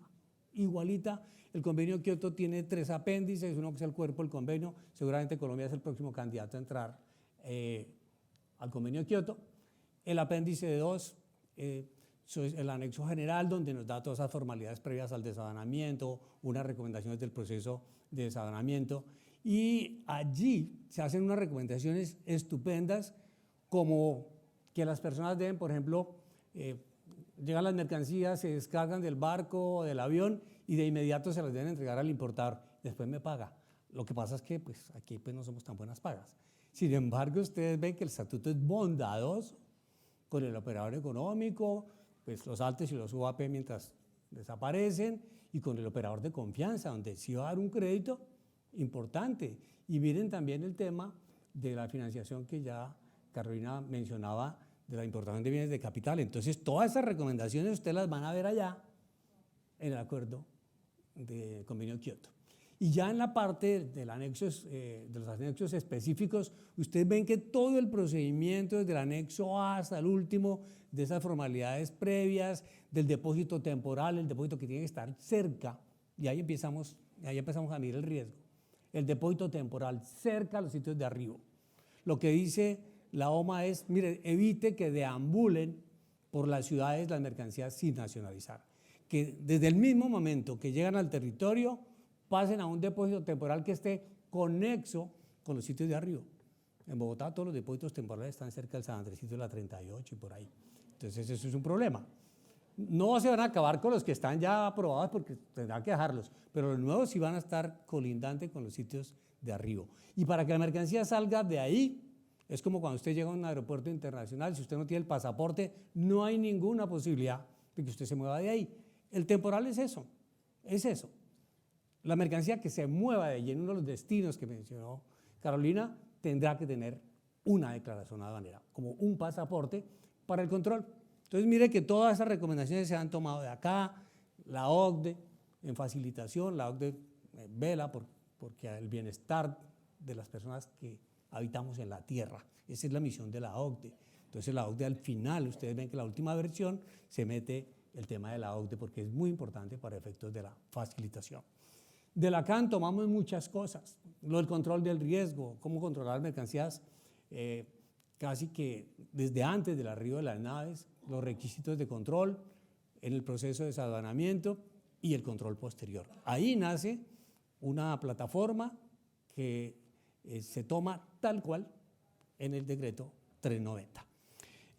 Total que esas recomendaciones todas se toman allí, ustedes van a ver mencionadas muchas normas de la CAN, que pues no voy a hacer cuñas, pero en el libro que lancé ayer en Buenaventura, no es una cuña, coloqué todas esas decisiones de la CAN, porque me parece que hay que tener un documento integral, todo lo traté de meter allí, todo lo que se menciona para que pues, haya facilidad en la consulta, porque nos manda a muchos sitios. Al principio pensábamos que íbamos a hacer un estatuto que recogiera todo, pero lamentablemente por situaciones más de competitividad y de otras cosas, de impulso a las exportaciones, se decidió pasar estos mecanismos como zonas francas, Plan Vallejo, comercializadoras, al Ministerio de Comercio. Entonces, aquí nada de eso se va a mencionar a lo largo de este estatuto, va por aparte. De pronto, el perfeccionamiento activo, sí se menciona una partecita muy pequeña, pero el resto se deja que el Ministerio regule, que debe estar próximo a salir toda esa legislación. Todos los programas, todos los servicios todo va a ser con registros, hasta el viajero que se va al exterior y que le gustan las pulseras, una vez las niñas con pulseras de aquí hasta aquí de oro, no, es que me encantan las pulseras, ahora las va a poder llevar, pero tendrá que presentar una solicitud de autorización de embarque y hacer un trámite de exportación en el aeropuerto, porque todo va a quedar registrado en el sistema, absolutamente todo. Va a haber unas modalidades de salida especial y entrada, por ejemplo, la reparación de barcos, como lo mencionó Carolina, donde no va a haber declaración, pero el registro en el sistema va a estar. Es decir, todo se va a controlar a través de registro. Los principios todos, ya es que yo quiero hacer un pequeño barrido porque me va a facilitar más adelante el tema. Las garantías se amplió muchísimo, las resoluciones anticipadas, recomendación de Estados Unidos, donde puedo pedir una declaración, una resolución. Perdón, sí. ¿Te lo paso? No, pues usted me está copiando, claro. No, pero solamente voy en los tips iniciales, no se preocupe.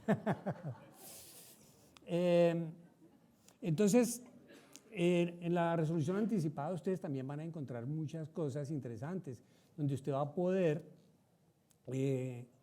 a través de esa resolución, blindarse en sus operaciones, no solamente de clasificación arancelaria como antes, sino en temas de valor, en temas de origen, en temas de aplicación de impuestos en el perfeccionamiento pasivo, en temas preferenciales, muchas cosas que uno quería blindarse antes y no podía, sino solamente en la clasificación oficial. Pero ya va a haber otro blindaje mucho más interesante, más amplio, recomendado por Estados Unidos. Los operadores de comercio exterior, se hace una gama muy interesante, con cada uno con responsabilidades. Habrá unas, digamos, que un grupo de infracciones o de obligaciones de todos los operadores, entonces habrá un grupo de infracciones para ese tipo de operadores, pero habrá unas específicas para cada una de las actividades. Eso lo van a notar a todo lo largo de la parte sancionatoria. Los UAP y los altos pues desaparecen y van a ser reemplazados en 4 años por el OEA y por los operadores de confianza. El mega consentido, definitivamente, el OEA, van a ver que en tema de sanciones, cuando el OEA es el que se equivoca, paga la mitad de la sanción, ya lo vamos a ver. Entonces, ser OEA definitivamente es como la meta de todas las empresas. Y bueno, digamos que como para para ya iniciar nuestro tema, solo quería hacer esa pequeña introducción porque hay que ver ese barrido grandísimo de la legislación. Y aquí quería mencionar dos cosas. Otro punto es que se expide la ley 1762 del año pasado, la ley anticontrabando, que es para el lavado de activos, evasión fiscal, donde se contempla todo el tema del fraude aduanero y también todo lo que tiene que ver con el impuesto al consumo. ¿Qué pasa cuando yo no pago el impuesto al consumo? Una ley durísima, durísima, durísima. Y entonces el decreto 390 ajusta todo su régimen sancionatorio también muy de la mano de esta ley, una ley que yo no, la verdad no puedo pasar por alto cuando me ponen a hablar a mí de régimen sancionatorio sin mencionar la ley, porque es una ley donde cualquier ciudadano podría pecar por ignorancia y terminar calentando ladrillo por ahí. Las sanciones durísimas se ampliaron, gigantescas, y ya van a haber unos delitos, y la voy a mencionar, van a haber unos delitos que finalmente se agravaron, pero van de la mano con esas infracciones que uno en el día a día podría cometer en el momento de desaduanar una mercancía.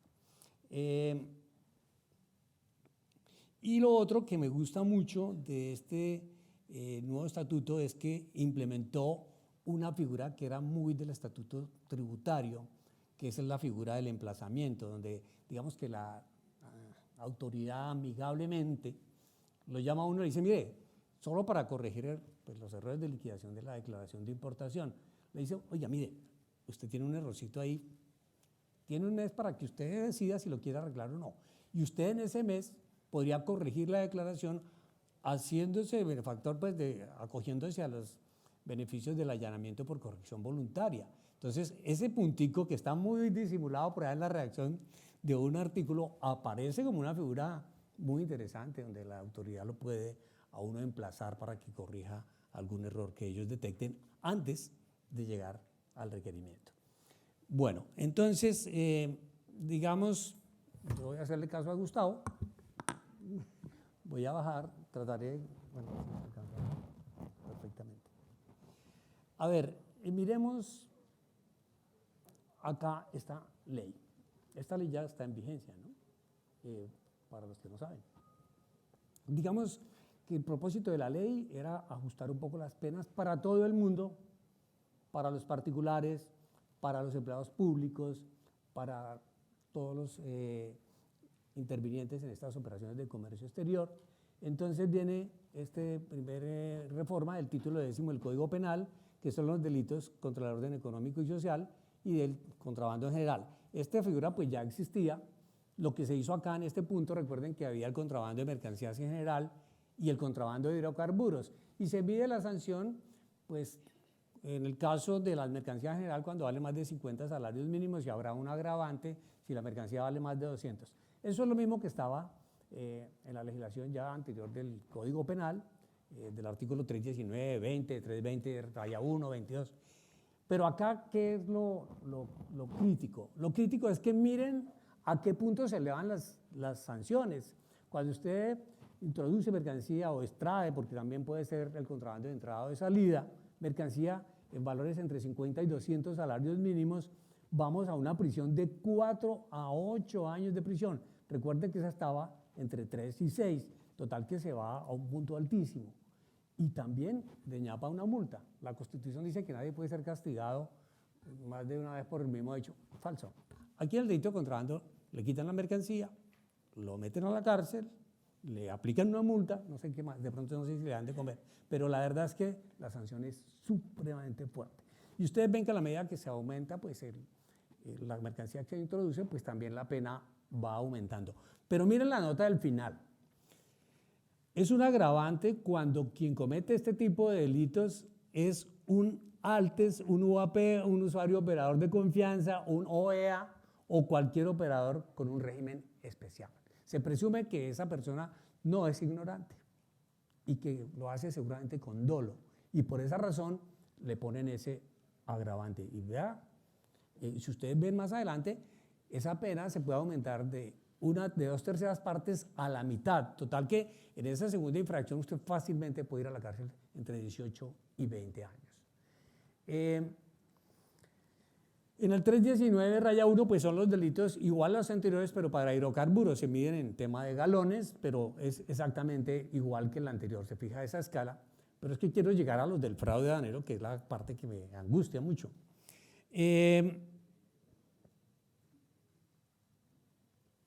Aquí, el favorecimiento de contrabando. Ese es un punto donde cualquier persona puede caer fácilmente en una infracción de estas. Una persona que compre un vehículo y no se cerciore que el vehículo fue importado legalmente, hace el traspaso, en el tránsito no piden la declaración original y después la autoridad detecta que ese vehículo es de contrabando. ¿A quién va inmediatamente a iniciarle un proceso penal? Al que está, al poseedor, tenedor de la mercancía. Ya usted tendrá que defenderse hasta llegar al primero, si es que se logra llegar a ese, para determinar quién fue el que cometió ese delito. Entonces, miren lo que dice allí, el favorecimiento: poseer, tener, transportar, embarcar, desembarcar, almacenar, ocultar, distribuir, enajenar hidrocarburos igual en mercancías en general. Total que el día que le den un automóvil a guardar en el garaje de su casa, lo primero que tiene que decir es: déjeme la declaración de importación. Si no, va a terminar ahí. Ah, que el regalo de novias, los regalos son muy buenos, mándeme la declaración con el regalito, porque si no vamos a terminar en ese delito. Lo único que me exime un poco de esa responsabilidad es que usted tenga una factura, pero una factura expedida con los requisitos legales del estatuto tributario, no la que dan por ahí en algunas partes. Miren este delito, que cómo se redacta de ese y los dos que siguen. El fraude aduanero: suministrar información falsa, la manipule o oculte cuando sea requerida por la autoridad aduanera o cuando esté obligado a entregarla por mandato legal con la finalidad de evadir total o parcialmente el pago de tributos, derechos o gravámenes aduaneros. Mire, si la infracción es de más de 20 salarios mínimos, pues eso no es nada, son 12 millones de pesos. La sanción, la pena que está fijada ahora es de 8 a 12 años de prisión.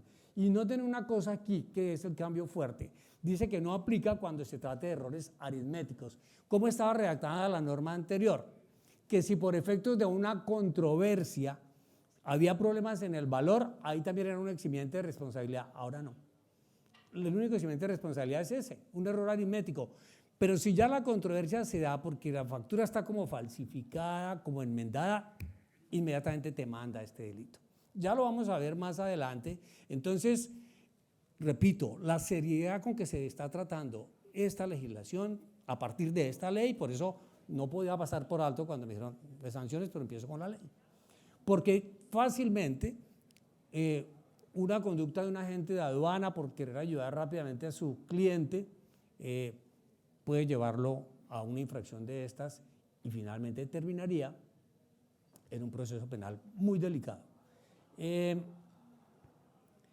Y el favorecimiento de servidor público, miren acá este punto, miren que aquí no le ponen mínimo.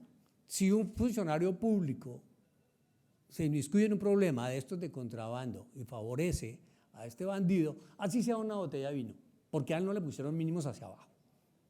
Menos de 50 ya usted está en problemas como funcionario público, va de 4 a 8 años de prisión.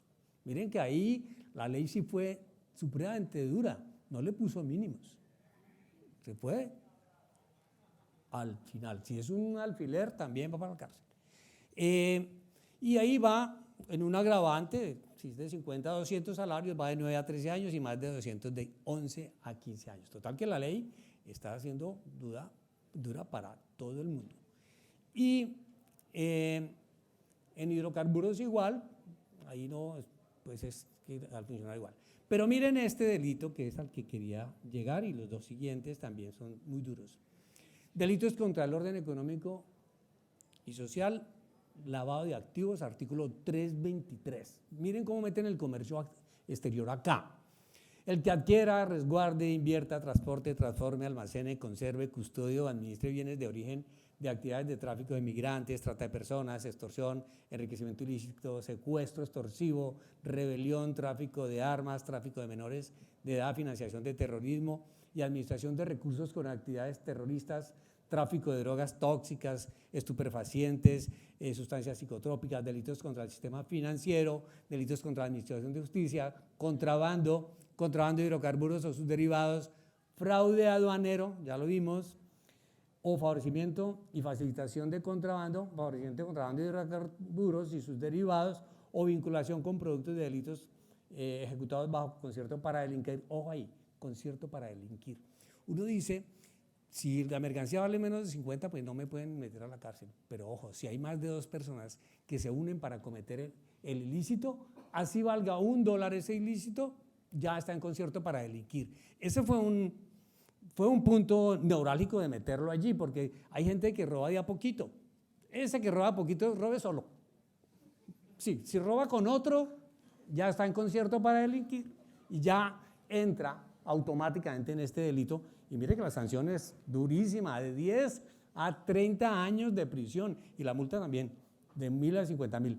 Y entonces sigue toda esa parte vinculada con el producto de delitos ejecutados bajo concierto para delinquir, o les dé a los bienes provenientes de dichas actividades apariencia de legalidad, o los legalice, oculte o encubra su verdadera naturaleza, origen, ubicación, destino, movimiento o derechos sobre tales bienes, o realice cualquier acto para cubrir su origen ilícito.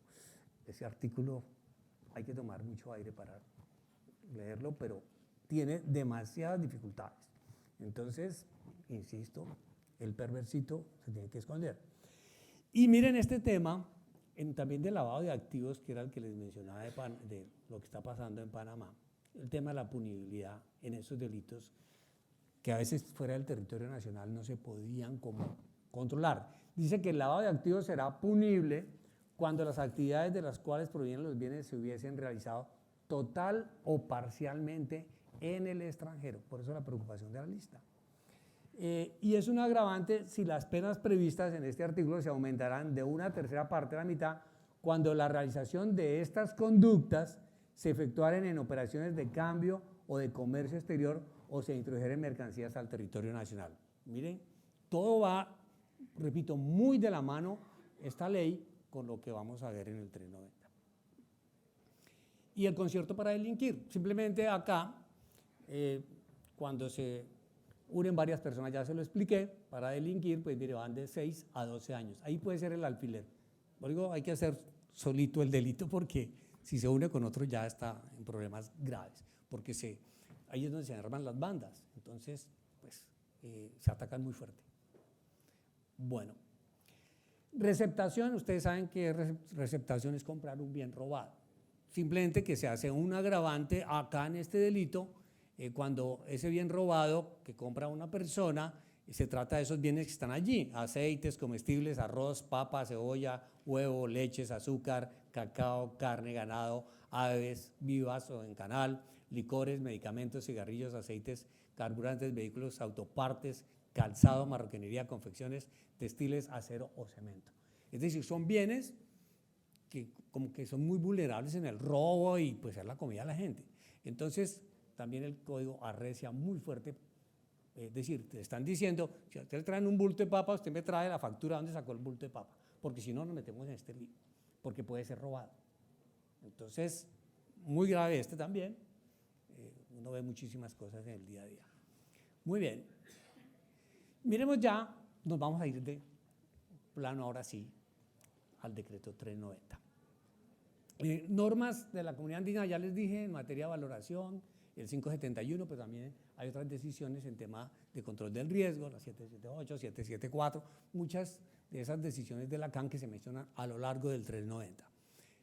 Lo de Kioto, ya les hice la recomendación, hay que leerlo, y otras recomendaciones que se tomaron acá de la OCDE, importantes, ahí también está el acuerdo ministerial de Bali del 2013, de diciembre, también se tomaron unas cosas de allí, y el Consejo Superior de Comercio Exterior también hizo sus recomendaciones en su momento, y el AAA. Total que esto está blindado por todo lado, pero más que esto que está acá, es que la OMA, la Organización Mundial de Aduanas, hizo presencia aquí también. Sergio Mujica, que es el secretario adjunto, y quien eventualmente calificaría a Colombia para entrar o no a adherir este tratado del Convenio de Kioto, también estuve en Colombia mirando esta nueva regulación que empezó a regir el día 7 de marzo. Y también teníamos unos compromisos con Estados Unidos ya muy dilatados, bajar a las 48 horas, por eso se coloca el 7x24 y una cantidad de cosas. Bueno, del convenio de Kioto, ¿por qué? Porque todos los países que estaban negociando con nosotros y tenemos TLC están en Kioto. Entonces, por eso cambiamos la legislación. Cuando uno en el exterior hablaba de importación ordinaria, decía, es que esa mercancía es de mala calidad. No, no, es que así la llamamos nosotros. Ahora ya es importación para el consumo, eso es como más elegante. Entonces, todos nos cambiamos al mismo lenguaje, porque miren todos los que están ahí en Kioto ya. Está Estados Unidos, la Unión Europea, Japón, China, Corea, en fin. Entonces, tenemos que entrar a Kioto, eso sí es indudable, y este estatuto apunta a Kioto, creo que al 99%. Tal vez lo único que no se metió allí fue el drawback, porque no ha funcionado en otros países. No puede ser. Bueno, a ver, las infracciones, digamos, están en el título 15. La estructura del estatuto son 676 artículos, son 25 títulos, y entre los títulos van a encontrar capítulos, y entre los capítulos secciones, y entre las secciones partes. Digamos que esa es la estructura. Entonces vamos al título 15, capítulo primero, disposiciones generales. Ámbito de aplicación. ¿A quién le vamos a aplicar el régimen sancionatorio? A todo el que esté vinculado a una operación de comercio exterior, importando, exportando, en tránsito y todas las operaciones conexas con el comercio. Las clases de infracciones van a encontrar, ya les dije, unas de tipo general para todo el mundo, unas infracciones comunes para los operadores de comercio exterior y unas infracciones especiales. Para cada una de las actividades le fijan unas obligaciones. ¿Qué tratamos de hacer acá? Ya vamos a tener que ir hasta la historia para estos 2 minutos, que me voy a robar como otros 5, pero ¿qué tratamos de hacer acá? Lo que nosotros planteamos ante la DIAN, a través de los gremios, era armar un supercuadro donde aparecieran las obligaciones de todos los operadores de comercio exterior, y consecuente con la obligación, pues habrá una infracción si se viola esa obligación o no se cumple, y a la par con eso una sanción, punto. En el inventario inicial que dio, que aparecieron miles de infracciones que no tenían obligación, pero tenían sanción, y ahí empezó Cristo a padecer. Entonces llegamos a una discusión y finalmente en unos cuadros que se diseñaron con ese inventario llegamos a esa conclusión. El señor director dijo, trabajemos con esos cuadros y al final hacemos un inventario. ¿Qué es lo que pasa? Pues fue muy interesante el ejercicio y ustedes lo van a percibir así. Lástima que los cuadros no funcionaron para que hubieran quedado incluidos dentro del estatuto, pero que era una técnica jurídica no aconsejable. Pero finalmente sí logramos que apareciera obligación, infracción y sanción. Y lo que no estuviera identificado dentro de ese marco, las demás, iba a haber simplemente un comparendo aduanero que yo llamo una llamada de atención. Pero ojo con la llamada de atención, no va a haber sanción pecuniaria como tal. Pero cuando usted tiene llamadas de atención, usted va a la central de riesgo de la DIAN. Y eso ya le arma a usted un problema para efectos de calificarse como OEA o como operador de confianza. Es decir, el control del riesgo se vuelve como la piedra angular del estatuto. Ya la DIAN ha montado un mega departamento, con la doctora Natacha, para el tema del control del riesgo.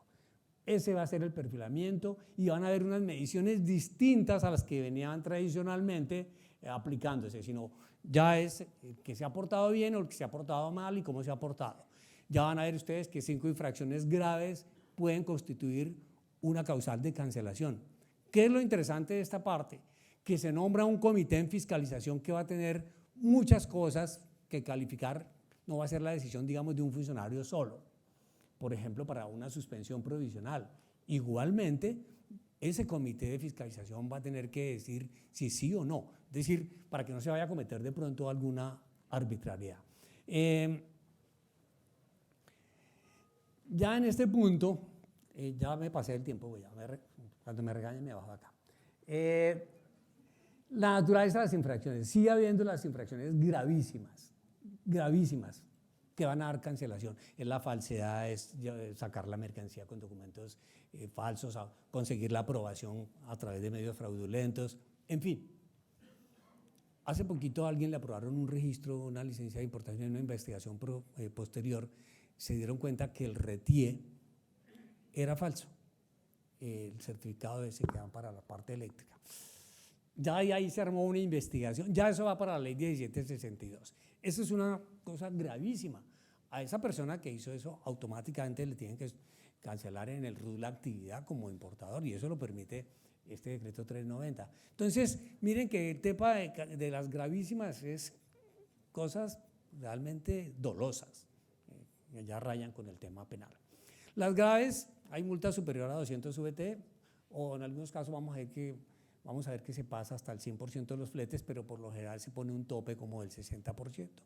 Hay unas multas leves que realmente es cuando es menos de 200 VT el castigo, o los fletes sigue siendo hasta el 60%. Pero también, digamos que la sanción mínima se tasó en 10 VTs, pero si en la liquidación da menos de 5 VTs, se va a 0. Pero ojo, cuando usted ya tiene muchas faltas de esas chiquitas, también va a la central de riesgo como una entidad para perfilarla. Entonces aquí vienen las clases de sanciones, viene la amonestación, que les dijo el comparendo aduanero, cuando no está establecida la sanción tipificada, como lo dice la norma, dentro del decreto 390. Lo que no aparece allí no es posible sancionar, salvo bajo esta medida de amonestación. Pero ojo que esto tampoco puede ser tan abierto.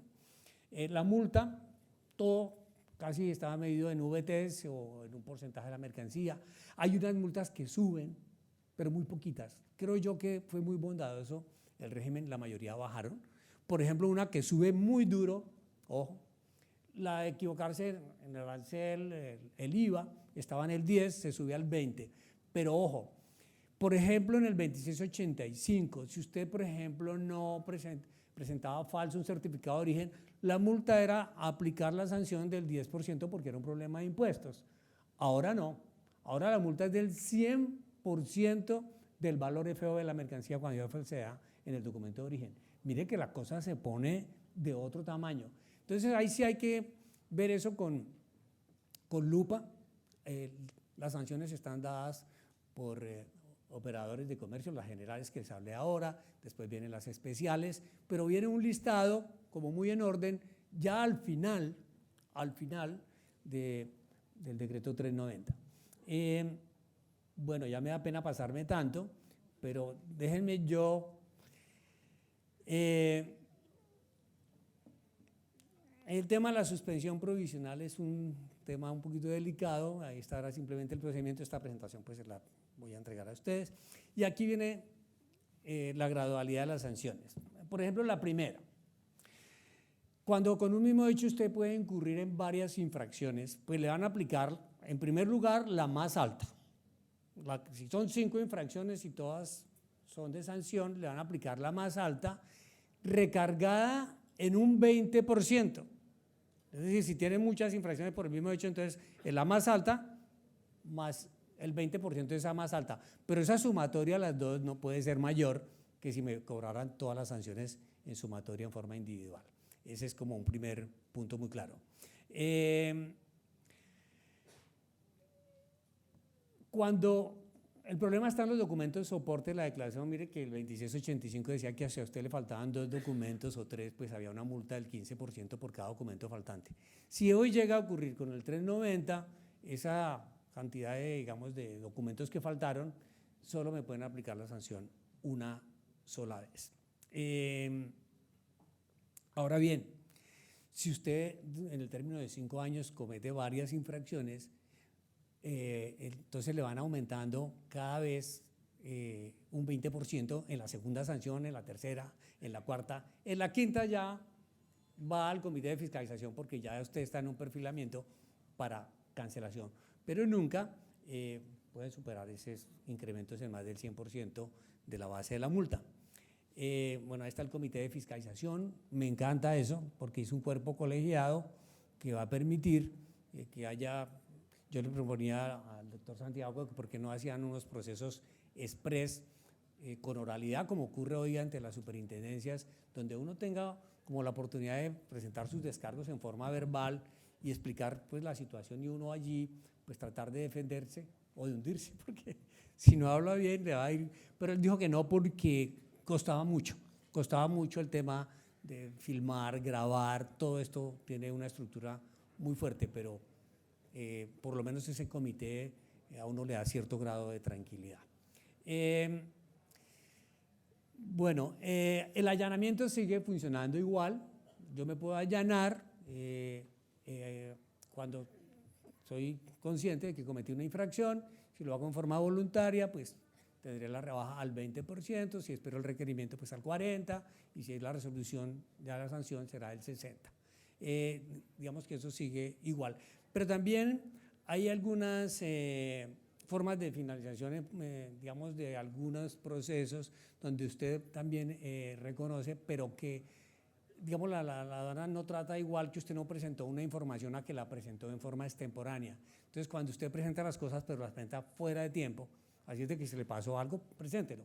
Porque de todas maneras tiene una rebajita en ese tipo de infracciones si presentó extemporáneo en una rebaja del 20%, que no es lo mismo que no presentar el informe o lo que se requiera.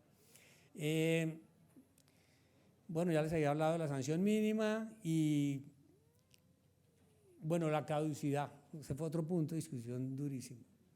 El tema de la caducidad, para que la DIAN ejerza su acción de autoridad, es de 3 años contados a partir de la comisión del hecho, y si no se sabe cuándo se cometió el hecho desde el momento que la aduana tuvo conocimiento.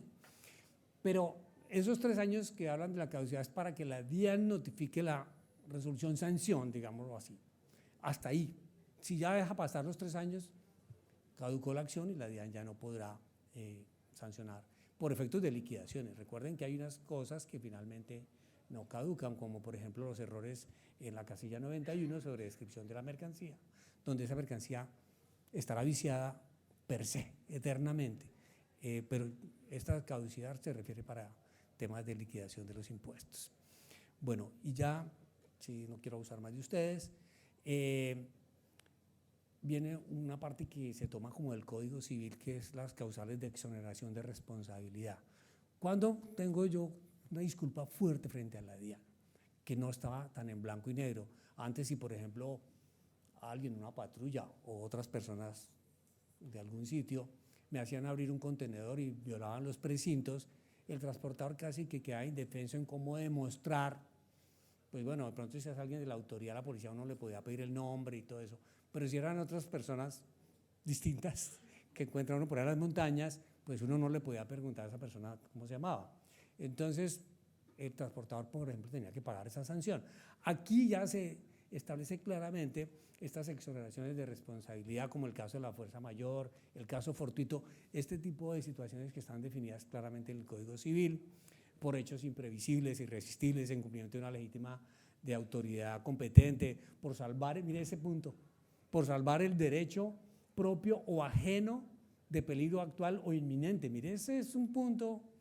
No, antes, se muera el que se muera, pero yo primero no me quitan mi sellito de acá. No, hoy sí hay ese tipo de situación, también es una exoneración de responsabilidad. Esta parte muy copiada del Código Civil.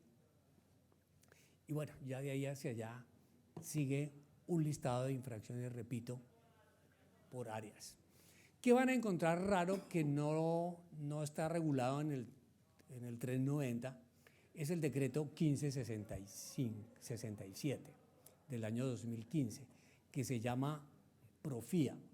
Profía es una figura nueva que ya salió, pues el decreto, pero salió casi simultáneamente con el cierre de las discusiones. Entonces Profía quedó como por fuera, pero en el régimen sancionatorio sí lo van a ver. Ahí dice sanción para los Profía, entonces ustedes van a quedar como en el aire porque el decreto todavía no está reglamentado. Y el Profía, ¿qué es?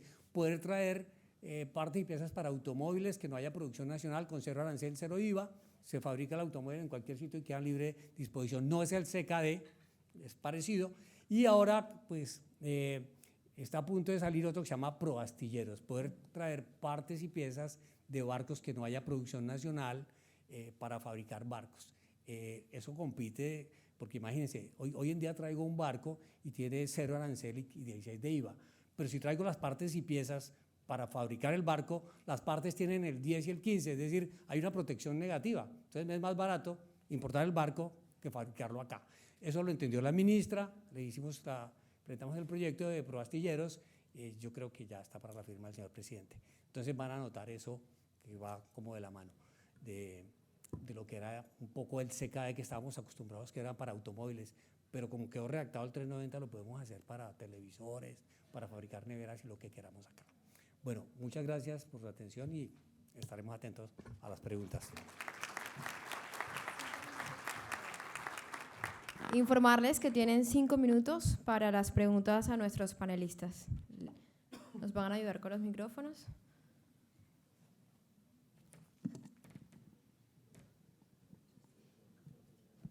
Sí, acá me está diciendo Gustavo que aplica el chiste o no entendí, no fuimos nada claros si no se entendió nada o todo quedó súper ¿Quién tiene claro. preguntas? ¿Alguien tiene preguntas?